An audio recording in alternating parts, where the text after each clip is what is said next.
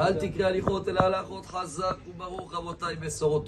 est le 19 dans le deuxième mois d'Adar et ce Shabbat, on va sortir de Sefer Torah. Le premier, bien sûr, c'est la paracha, c'est un ordre, Tzav, avec tous les détails, comment devait se passer l'inauguration du tabernacle, toutes les listes des sacrifices, comment les faire. Donc déjà, ça, c'est un sujet qu'on n'arrive pas bien à comprendre. Mais la cerise sur le gâteau, c'est le deuxième Sefer Torah. C'est l'histoire de la vache rousse. Alors si on n'a rien compris dans la paracha, dans le deuxième Sefer Torah, c'est un peu plus compliqué.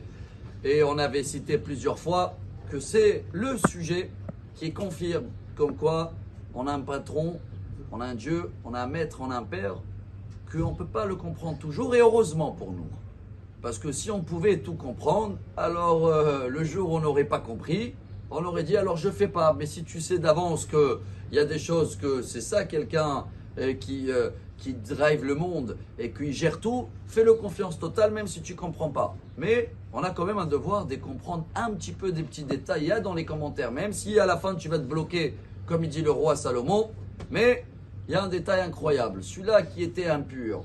Donc ce Shabbat, chers amis, déjà je partage dans le Chassidout, c'est confirmé qu'à l'époque, s'il fallait être aspergé de la vache rousse mélangée avec l'eau et la cendre et tout ça, ça donnait une purification à tout le peuple d'Israël. Et c'est tellement important que ça passe avant le Rosh Chodesh Nissan. Shabbat prochain, on va passer à Rosh Chodesh Nissan aussi de Sefer Torah. Pourquoi c'est tellement important ? Parce qu'à l'époque, celui-là qui est impur, il a eu contact avec une vie qui a été disparue. Pour qu'il va pouvoir reprendre le quotidien, reprendre la vie, il faut absolument qu'il va lire cette procédure-là. Et aujourd'hui, comme on n'a pas la vache rousse, on n'a pas, peut-être il y en a, mais elle attend aussi le temple. Il y en avait 9 selon le Midrash, on attend la 10e. Et de lire et d'écouter ce Shabbat, la lecture, ça donne une purification d'esprit et du cœur. On va faire une haftara incroyable. Yaheskel, Ézéchiel, je crois en français, chapitre 36.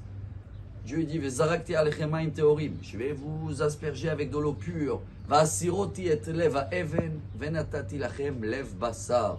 Et cette paracha, ce Shabbat, on ne comprend rien, ça va nous aider à nous enlever le cœur en pierre et Dieu va nous donner un cœur en chair.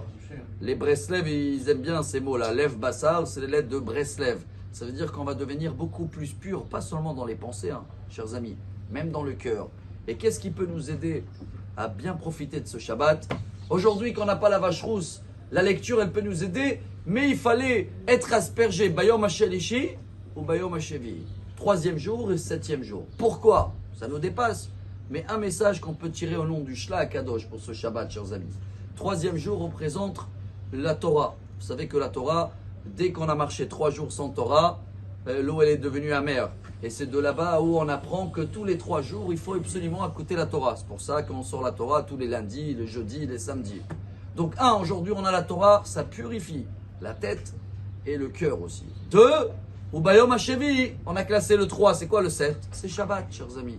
Heureusement qu'on a Shabbat, qu'on arrive à se concentrer dans ce qu'il faut, passer des moments de famille. On va profiter tous de ce Shabbat, même s'il y a beaucoup de choses qu'on ne comprend pas. Mais le fait de comprendre ce message de la vache rousse, ça va nous aider à être beaucoup plus purs et d'avoir, si Dieu veut, un mois de Nissan, de délivrance. Shabbat Shalom.